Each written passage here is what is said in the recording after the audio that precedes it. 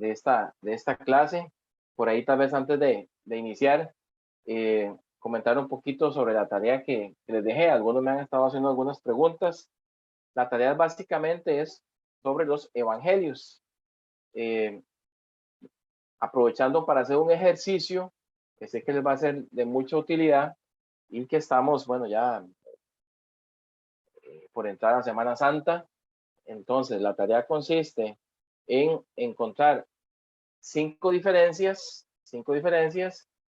y cinco similitudes que hay entre los cuatro evangelios. No son cinco de cada uno, no son cinco de Juan, cinco de Mateo, no.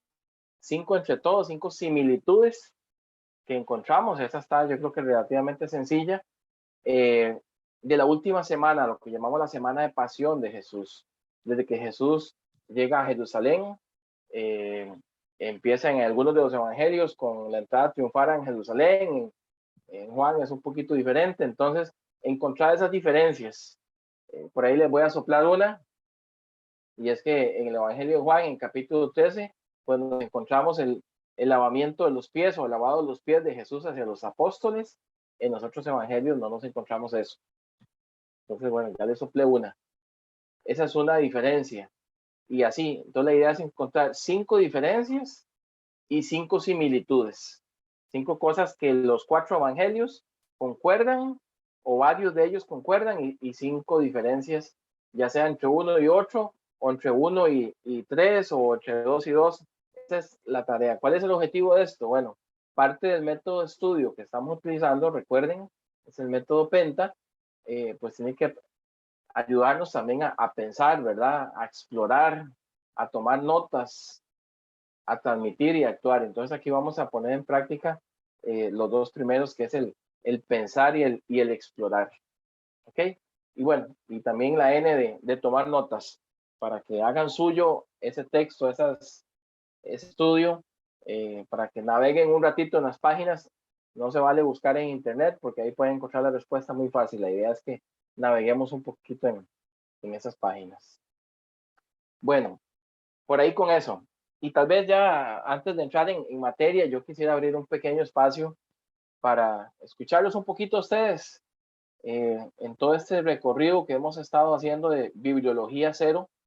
Ya nos queda solamente esta clase de hoy y la próxima, que va a ser como el cierre de Bibliología Cero, y ya entraríamos a lo que es el estudio, digamos, un poco más detallado de libro por libro. Entonces yo quisiera escucharlos hasta ahorita, qué es lo que más se llevan de este repaso, de este paso, vuelo de pájaro, ¿verdad? Que le llamo yo, donde estamos viendo muchas generalidades, pero qué es lo que más se lleva, qué es lo que les está quedando en este momento con respecto a la escritura. Entonces quiero abrir un espacio, compartamos unos minutitos. Bendiciones. Adelante, Luisito. En mi caso, el gran orden que hay y el gran desorden que he tenido yo, ya, que por aquí, por un lado, por el otro, pues, ver versículos y fuera de contexto, y bueno, a partir de todo esto he estado siendo muy cuidadoso de muchísimas cosas, y ya reconozco el gran desconocimiento que he tenido, pero ya la gran bendición y la gran oportunidad de empezar a ver esto como verdaderamente tiene que ser. Bueno, Luisito, muchas gracias. Con ¿Alguien más gusto.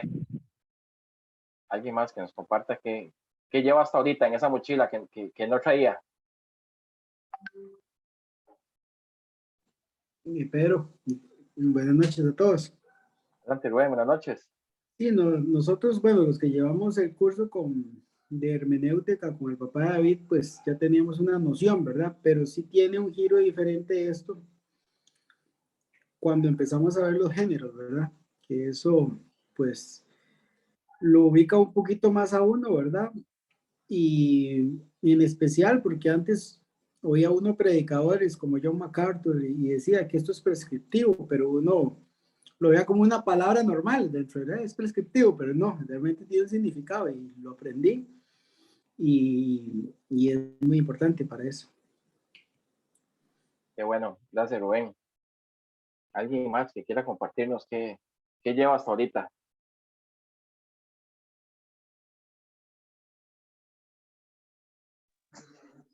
Hola, bendiciones. Tito, adelante. Eh, es interesante a veces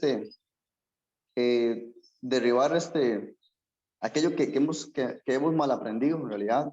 A veces vemos la Biblia como un libro muy santo, pero no analizamos que es un libro donde tiene un montón de géneros literarios que, vamos, que nosotros normalmente estudiamos en la escuela y colegios, y no lo vemos así. Ya cuando uno lo ve de este otro punto de vista, otro lado de la acera, ya uno entiende qué es estudiar o qué es analizar la Biblia. Y a la vez, cuando uno lo lee con una mente más abierta, y creo que también es como que darle chance al Espíritu Santo de que Él tome el control, y que cuando uno lee esas letras, uno puede entender, porque muchas veces lo vemos así, o sea, que yo tengo que leer la Biblia y punto, y léala, y léala, y léala, y léala, y léala. Es como una orden, ¿verdad? Que hay que leerla, pero cuando lo vemos desde ese punto de vista, entonces se vuelve más interesante, más atractiva leerla, y obviamente, pues, cada día se entiende mucho mejor, que eso es lo que le pedimos nosotros al Espíritu Santo. Y a veces es complicado, pero porque es como pedir y pedir mal, ¿verdad? Señor, dame entendimiento, pero yo leo. No me detengo a ver todos los géneros que hay en la Biblia y todo lo que hemos aprendido. Entonces, de ahí, en realidad, usted lee un texto y usted dice, wow, este texto lo leo, pero tengo que volverme atrás libros para poder entenderlo. Entonces, ya es más interesante. Creo que sí. Pues obviamente hemos abierto mucho los ojos en esto, aunque estamos empezando como vuelo de águila, pero se ve muy interesante. Qué bueno, Luisito, muchas gracias. Gracias por ese aporte. ¿Quién más? ¿Alguien más que nos quiera contar qué lleva hasta ahorita?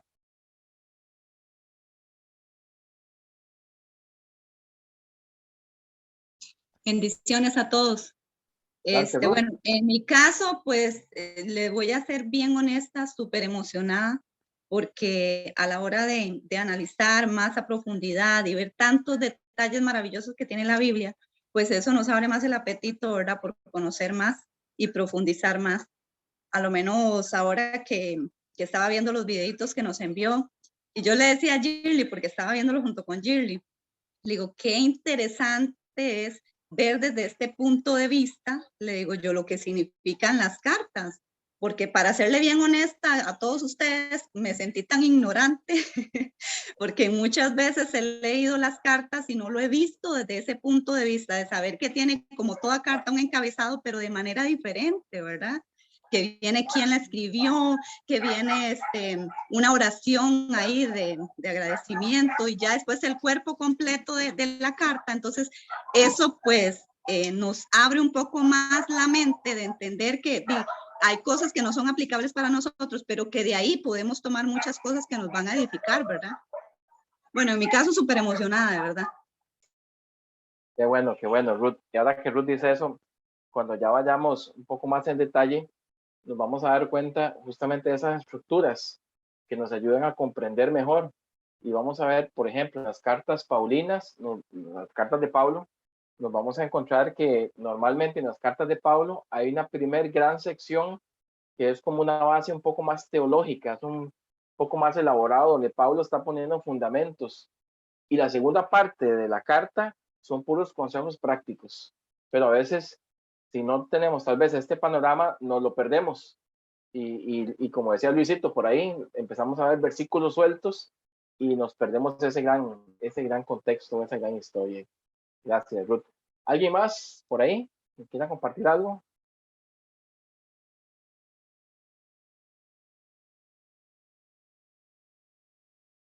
Bueno, arrancamos entonces con el tema de hoy. Muchas gracias por compartir esas experiencias. Recuerden usar la plataforma, los que tengan acceso. Por ahí subiendo información. Ahí también hay algunos libros que he subido. Y si alguno requiere alguna otra información, con mucho gusto. Bueno, voy a compartirles en este momento mi pantalla. Estamos en el Nuevo Testamento, ¿verdad? Ya pasamos la parte de los evangelios, que le habíamos llamado a ese cursito rápido, muy rápido. Recuerden que esto es bibliología cero, tratando de poner bases y fundamentos para todos.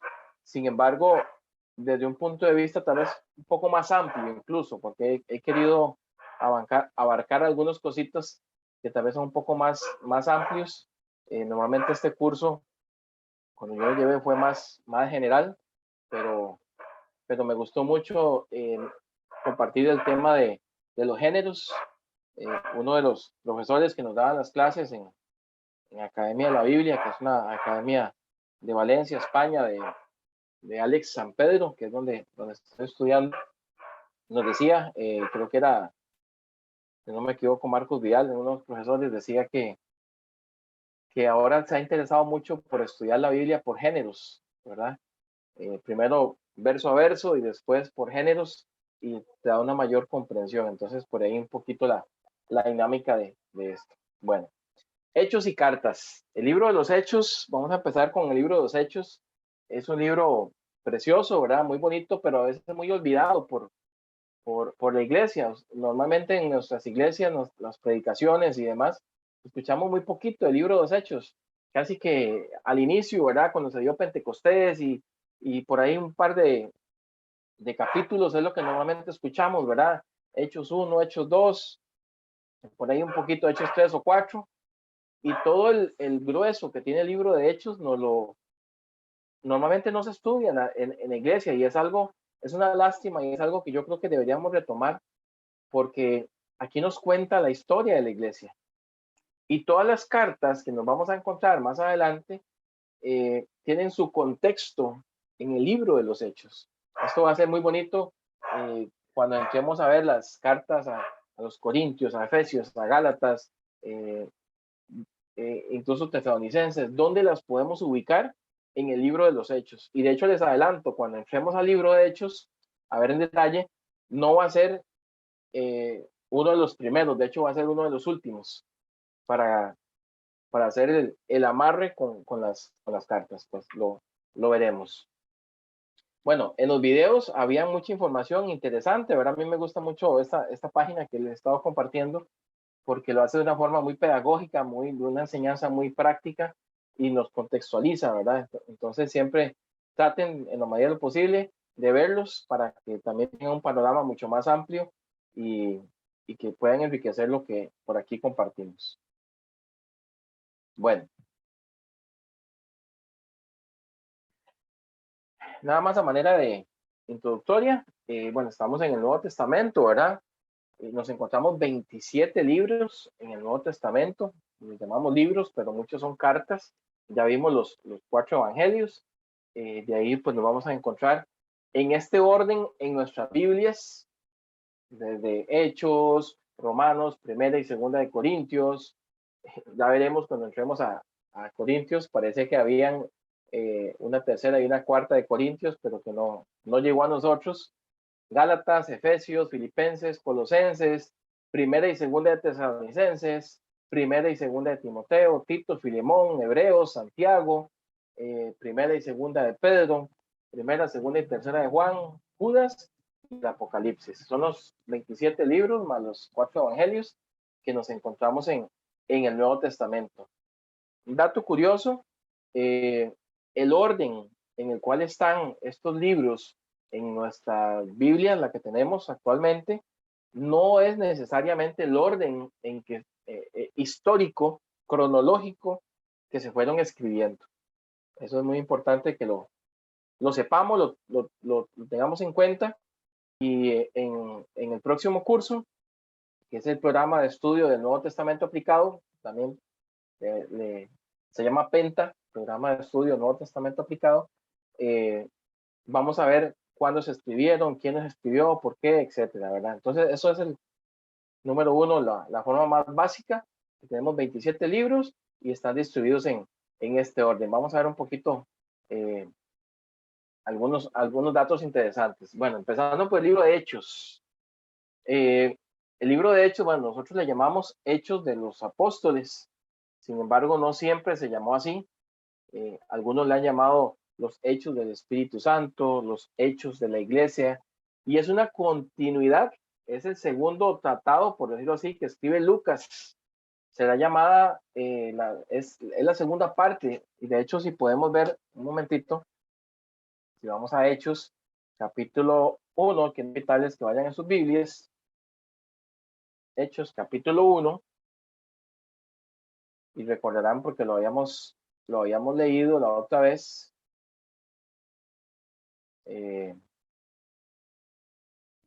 Ahí lo tienen, dice, lo habíamos leído en el Evangelio de Lucas. ¿Cómo empezaba Lucas? Dirigiéndose a Teófilo. Teófilo, algunos dicen que era un personaje con cierto poder adquisitivo, un romano posiblemente, que le encomendó a Lucas o le pagó por hacer este trabajo de investigación. Otros dicen que es una figura, tal vez la palabra no literaria, pero una figura que Lucas está usando para escribir esto, porque Teófilo significa el que ama a Dios, Teo Dios, y Filos viene del amor filial. Entonces dice Hechos 1, capítulo 1, en el primer tratado, oh Teófilo, hablé acerca de todas las cosas que Jesús comenzó a hacer y a enseñar. Recuerdan, este es el Evangelio de Lucas, ese primer tratado, porque hablaba de las cosas que Jesús empezó a hacer y a enseñar. Jesús nunca hizo algo que no enseñó y no enseñó algo que nunca hizo. Jesús era íntegro. Versículo 2, hasta el día que fue recibido arriba. Si ustedes leen al final de Lucas, el Evangelio de Lucas termina con esto, cuando Jesús asciende. Entonces aquí Lucas está haciendo esta continuación, está haciendo este amarre. Hasta el día que fue recibido arriba, después de haber dado mandamientos por el Espíritu Santo a los apóstoles que había escogido, a quienes también, después de haber padecido, se presentó vivo con muchas pruebas indubitables, apareciéndoseles durante 40 días y hablándoles acerca del reino de Dios. Y estando juntos, les mandó que no se fueran de Jerusalén, sino que esperasen la promesa del Padre, la cual les dijo, oísteis de mí, porque, y etcétera, ¿verdad? No vamos a seguir leyendo, usted lo puede leer en su casa, pero es la introducción que hace Lucas y que prácticamente es continuación de lo que venía enseñando o lo que había escrito en el Evangelio. Entonces, bueno, tenemos que también otro dato interesante, vamos a ver, en el libro de los Hechos, y si ustedes se van ahí, tal vez vayan en sus Biblias, al capítulo 1, ahí mismo donde estábamos, en el versículo 8, Hechos 1:8, dice lo siguiente, lo voy a compartir tal vez para hacerlo más rápido. En el versículo 8, lo que nos traza el libro de Hechos, y está aquí marcado, o sea, magistralmente Lucas, el Espíritu Santo, a través de Lucas, dice en el versículo 8 del capítulo 1, pero recibiréis poder cuando haya venido sobre vosotros el Espíritu Santo. ¿Para qué? Dice, y me seréis testigos, y vean de una vez la ruta que se va a trazar en el libro de Hechos. Aquí está como el mapa, como el Waze o el Google Maps del libro de Hechos. Y eso lo vamos a ver en toda la estructura de Hechos cuando veamos en el detalle del libro. Y me seréis testigos en dónde? En Jerusalén, en toda Judea, en Samaria y hasta lo último de la tierra. Y nos vamos a encontrar esto de una forma muy intencional en el Evangelio en el libro de los Hechos, perdón, cuando vayamos viendo parte por parte cómo todo empieza justamente en Jerusalén. Luego ellos empiezan a extenderse por toda la región de Judea, luego a Samaria y después hasta lo último de la tierra. ¿Y qué era lo último de la tierra? Bueno, en ese entonces, en esa cultura, lo último de la tierra era Roma. Para ellos llegar al centro, a Roma, a la capital del Imperio Romano, que era la capital del mundo, era el imperio más poderoso que había en ese entonces, en toda esa región, era lo más grande. ¿Cómo? Desde una pequeña provincia llamada Judea, un mensaje, una buena noticia que empezó a través de simples pescadores, de gente humilde, de un profeta desconocido para muchos, llegó al corazón de Roma, tanto así que transformó no solamente a Roma, transformó la historia y pues nos dio todo lo que ya sabemos de la salvación y todo lo que esperamos y el acontecimiento de Jesucristo que lo cambió todo, que lo vimos en el curso anterior, la clase anterior, perdón. Bueno, algunos datos interesantes en este sobrevuelo del libro de Hechos. Nos encontramos en el capítulo 1 al capítulo 12, pongan atención a esto, del capítulo 1 al capítulo 12, normalmente toda la acción que vemos ahí va a estar de la mano de Pedro, del apóstol Pedro, como líder. Si usted lo ojea muy rápido en su Biblia, si la tiene ahí a mano, la mayoría de acontecimientos que hay ahí giran en torno a Pedro como líder. Obviamente la obra del Espíritu Santo, completando la obra de Jesús. Recuerden que Jesús dijo que haríamos todo lo que él hizo, incluso más, y que hizo la iglesia en el libro de los Hechos a través del Espíritu Santo. Le dio de comer a los pobres, hubo sanidades, hubo resurrecciones, hubo un montón de cosas que se hizo a través del Espíritu Santo y fue la iglesia esa continuación de ese proyecto de Jesús. Okay, entonces, del capítulo 1 al capítulo 2, a nivel de macroestructura, nos vamos a encontrar a un Pedro liderando. Luego, hay un parteaguas, hay una situación en Hechos, capítulo 8, en el versículo 1, que hace que ellos se movilicen. Si lo tienen ahí, lo podemos buscar. Yo lo voy a leer por acá. Dice en Hechos capítulo 8, Hechos capítulo 8, en el versículo 1. Saulo consentía en su muerte. Está hablando de la muerte de Esteban, el primer mártir. Mártir significa aquel que lleva hasta la última consecuencia algo. En aquel día hubo una gran persecución contra la iglesia que estaba en Jerusalén y todos fueron esparcidos por las tierras de Judea. ¿Recuerdan lo que había dicho Hechos 1:8? Y recibiréis poder para que me sean testigos en Jerusalén. Ya ellos estaban en Jerusalén. Me seáis testigos en Jerusalén, en Judea, en Samaria y hasta lo último de la tierra. En Hechos 8:1, contrario a Hechos 1:8, dice, hubo gran persecución contra la iglesia que estaba en Jerusalén y todos fueron esparcidos por las tierras de Judea y de Samaria, salvo los apóstoles, y ahí empieza.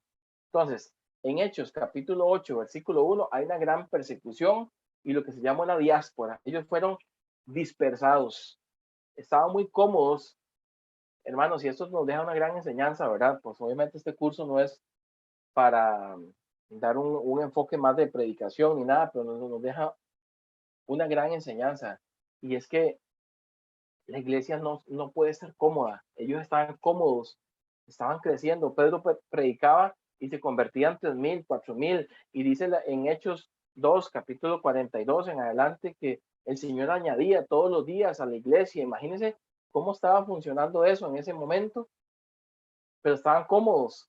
Sin embargo, el mensaje que había dado Jesús no era que se quedaran en Jerusalén, sino que tenían que extenderse. Entonces, en Hechos 8, capítulo 8, versículo 1, hay una gran persecución que empieza a movilizar a la iglesia.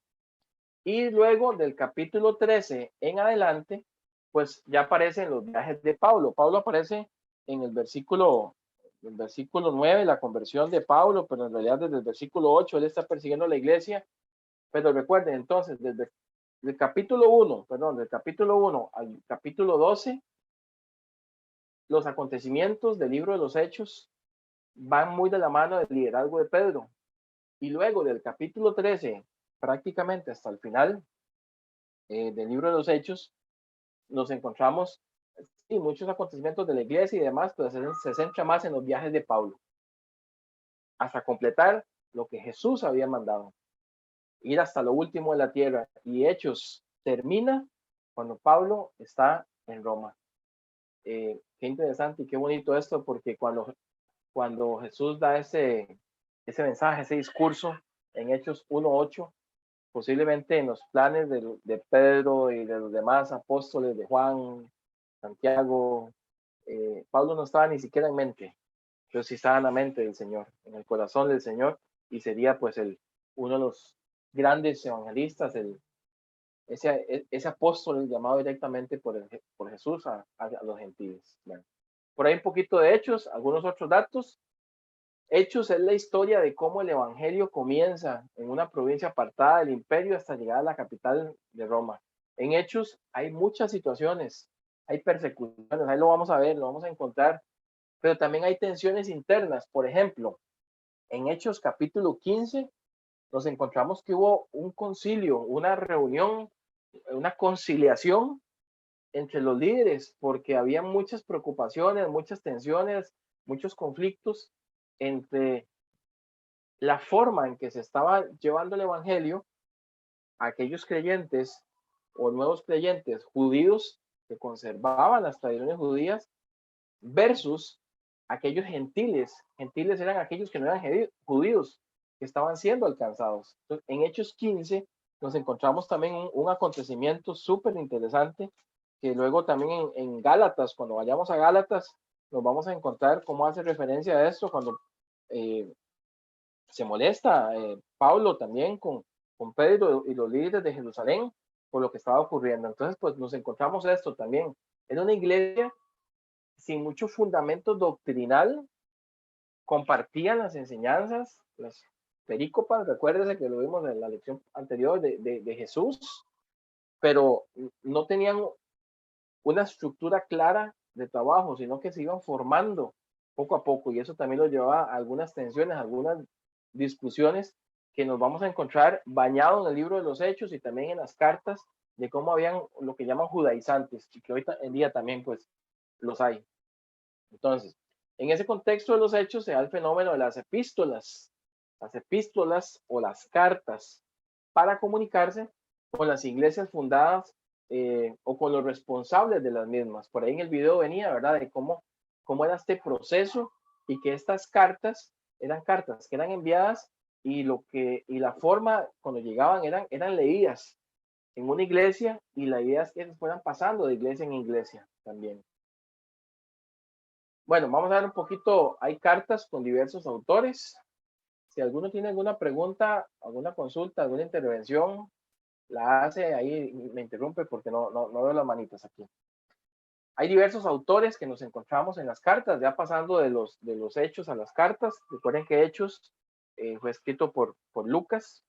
Lo vamos a ver en algún momento y es interesante porque Lucas empieza hablando en tercera persona, como contando los hechos, las narraciones de otros.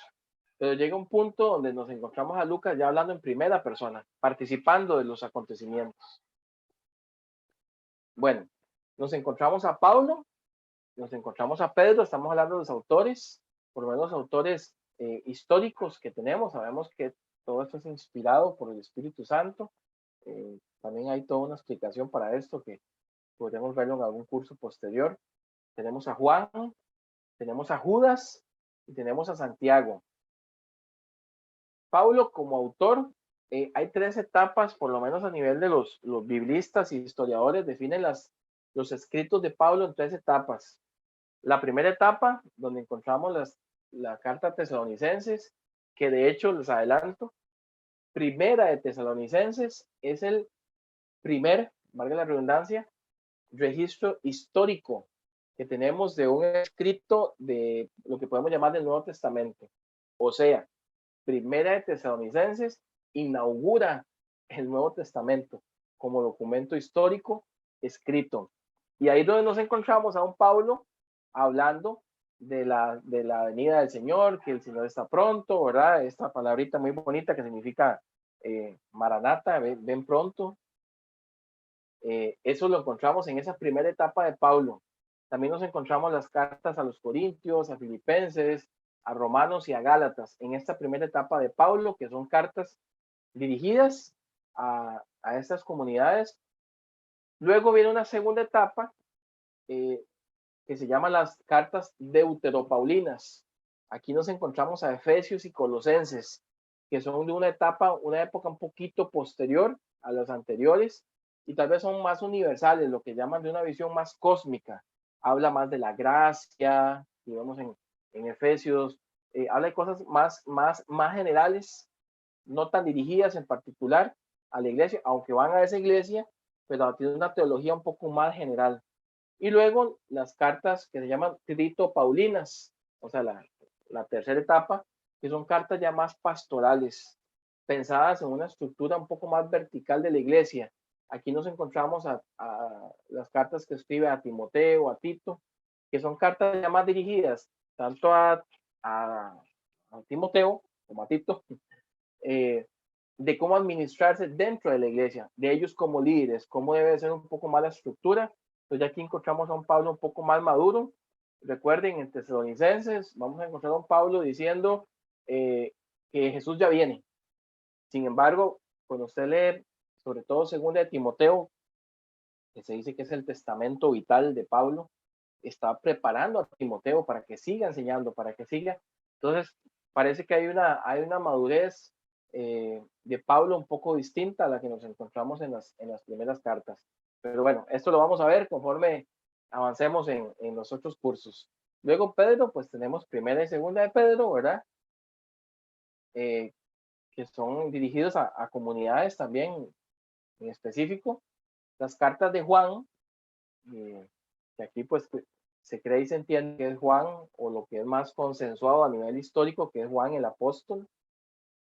Tenemos primera de Juan, segunda de Juan y tercera de Juan, y Apocalipsis, que también en sí, lo vamos a ver el próximo viernes, si Dios lo permite. Apocalipsis tiene varios géneros literarios en sí mismos.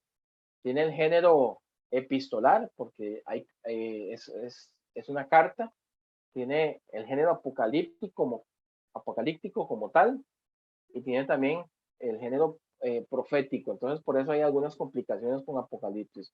Luego tenemos otros autores como Judas y Santiago.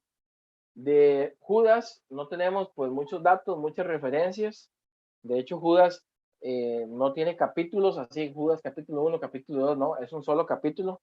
Entonces, cuando usted vaya a leer Judas, si usted va a su Biblia y se va a dar cuenta que Judas es un solo capítulo, por decirlo así. Entonces nada más se dice Judas, versículo 5, Judas, versículo 6. No se dice Judas 1, 6, no, sino Judas, versículo 10, etcétera. Según se cree, a nivel histórico, este Judas es uno de los hermanos o familiares de Jesús. El único dato que tenemos, por lo menos directo en la Biblia, es que en el mismo libro de Judas dice que es el hermano de Jacobo o Santiago, que según se cree también históricamente no es el apóstol, sino que también es el otro hermano de Jesús, o medio hermano de Jesús, o familiar de Jesús. Entonces, bueno, eso lo veremos un poquito más a detalle cuando entremos a estas cartas. Y hay una carta que es la carta a los hebreos, que no se ha podido determinar históricamente quién es el autor o autora. Se dice que es una homilía, aunque parece carta, por un poquito la estructura de que comentaba Ruth ahora, pero se cree que es más una homilía, que es una homilía como un discurso, como una predicación. De hecho, nos vamos a encontrar en el libro de Hebreos, como a la mitad del libro de Hebreos, que el autor está diciendo, dice, y tendría muchas cosas más que contar, pero no me alcanzaría el tiempo. Entonces parece, da la intención, hay una marca ahí de que es una homilía, un discurso, un sermón, ¿verdad? Que al final se tradujo en ponerlo por escrito también. ¿Dudas, consultas, quejas? ¿Hasta aquí? ¿Todo bien? Ok, bueno, seguimos. Bueno, las cartas o epístolas, ahora que estábamos hablando de los géneros literarios, es importante, pertenecen, ya de por sí, es un género, literario en la Biblia, el género epistolar, se llama género epistolar o el género de las cartas. ¿Por qué se separan en géneros? Bueno, para estudiarlo de una forma un poco más concreta.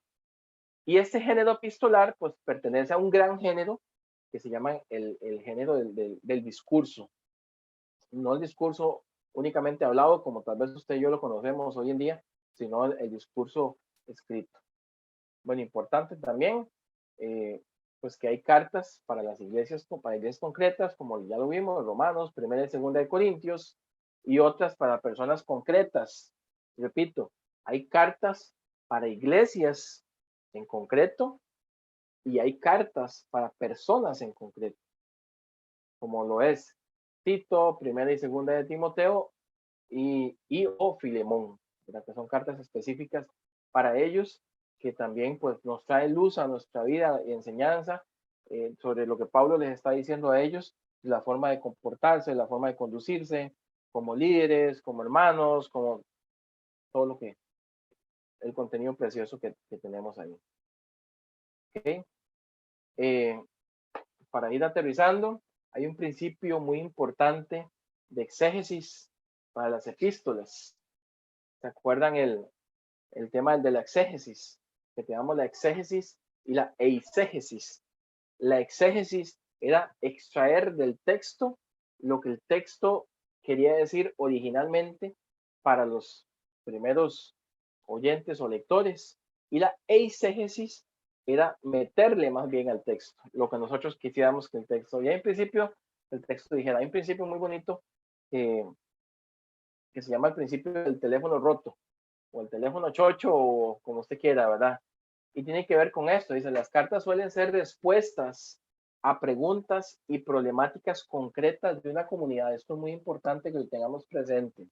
Por tanto, debemos deducir cuáles son las preguntas que el autor está contestando y conocer el contexto del interlocutor, porque solo tenemos una parte de la conversación. Tenemos la respuesta que está dando Pablo, por poner un ejemplo, la respuesta que está dando Juan, que está dando Pedro, posiblemente a preguntas que les habían hecho o a situaciones que estaban sucediendo en sus iglesias. Entonces nosotros tenemos la carta en respuesta a tal cosa. Bueno, y esto hay que tener cuidado también porque solo tenemos una parte de esa conversación y si no entendemos bien el otro lado, podemos llegar a malinterpretar esas respuestas, pues las sacamos de contexto. Esto incluso ha llevado a muchas malas interpretaciones, herejías y demás en el contexto por no tener ese contexto, por no tener en cuenta esa conversación que posiblemente se está dando ahí. Por ejemplo, el liderazgo de la mujer, se ha dado muchas malas interpretaciones, ¿verdad? Porque Pablo está escribiendo cosas en concreto, perdón, a una comunidad, por ejemplo, los Corintios, donde había mucho desorden, donde, por ejemplo, se habla en una de las cartas que Pablo dice, por poner un ejemplo nada más, no permito que la mujer enseñe. Y eso se ha hecho pues tal vez hoy en día no tanto, pero hace algunos años. Pablo está hablando de una situación específica que estaba pasando en ese momento, y era que se había desordenado las cosas y habían mujeres que no eran mujeres creyentes que estaban llegando a la iglesia, que estaban queriendo enseñar otras cosas. Entonces, bueno, es un poco la parte histórica y eso lo veremos cuando lleguemos a las cartas en específico, ¿verdad? Carta por carta. Eso es hay que tener mucho cuidado, ¿verdad? Con esto. A veces nos vamos a encontrar a un Pablo más firme de lo normal, más como hasta parecería como dioso, pero en otras lo vamos a encontrar a un Pablo como muy amoroso. Incluso nos vamos a encontrar a un Pablo que está dando instrucciones, enojado, pero a veces lo vamos a encontrar con esa ternura de un padre hacia un hijo, ¿verdad? Con ese carácter más pastoral. Porque el principio también del teléfono, acuérdense este principio, pues lo que nos dice es que solo escuchamos un lado de la conversación. Así que debemos de tener cuidado y tratar de inferir qué es lo que se está describiendo del otro lado. ¿Cómo nos damos cuenta de esto? Pues escudriñando un poco el contexto que está ocurriendo. Por ejemplo, otro caso muy particular que se da mucho en la iglesia de Corinto y vemos en la carta de los Corintios, es cuando Pablo dice que no tomen el tema de la cena, que no lo hagan de forma indigna, porque en ese entonces ellos se reunían a tomar la cena, era un banquete que hacían, y había gente que llegaba y empezaban a comerse todo lo que había ahí. Y tomaban, o sea, se emborrachaban y hacían un montón de cosas que no eran las correctas. Entonces, bueno, por ahí viene un poquito ese contexto, que siempre es importante tenerlo presente. Otro principio es que un texto sin contexto es un pretexto. Pero siempre es importante tener en cuenta todo lo que está ocurriendo ahí para poder interpretar qué es lo que está diciendo la carta en sí. Bueno, estas cartas se escribieron a comunidades particulares y debemos tener cuidado de no universalizar o sistemar todas las epístolas. Parte de lo que les decía, lo que está diciendo en concreto tenemos que revisar. Es muy parecido en algunos aspectos a lo que hablábamos del Antiguo Testamento. No sé si recuerdan que habían cosas que eran descriptivas, ahora lo mencionaba, y otras prescriptivas, y otras que tienen un principio general para nosotros. Hay una cultura específica a la cual están dirigidas estas cartas y una situación en específico que estaban pasando. Pues también reflexionar acerca de cómo aplicar los principios que nos enseñan en las cartas y no confundirnos con las cuestiones concretas que son para esa comunidad. Y bueno, básicamente, así a grosso modo, tratando de hacer un relato muy rápido, esto es lo que el panorama general de las cartas. Les recuerdo, luego vamos a entrar en específico, a ver una por una, sus contextos, cuándo fue escrita, quién fue escrita. Incluso hay algunas cartas que todos las atribuimos a Pablo, pero no solamente Pablo estaba escribiendo ahí. Nos vamos a encontrar a Timoteo también. Nos vamos a encontrar a Silas o Silvano, que es la misma persona. Y algo importante para cerrar y darles un espacio, las cartas que nos encontramos en el Nuevo Testamento se escribieron antes, escúcheme esto, antes de los evangelios. Y eso es súper interesante para cuando estudiemos evangelios, tener en cuenta eso. Los evangelios fueron mucho en respuesta a las cartas, a esa comunidad que empezó a crecer. Recuerden, lo vimos la clase pasada, cómo se fue formando los evangelios, esa comunidad que empezó a crecer y que el mismo Lucas lo dice en Lucas 1, que ha tenido esa necesidad de poner por escrito los hechos que fueron ciertísimos para todos los que lo vieron hablando de Jesús. Bueno, comentarios, consultas, dudas, ¿cómo estamos?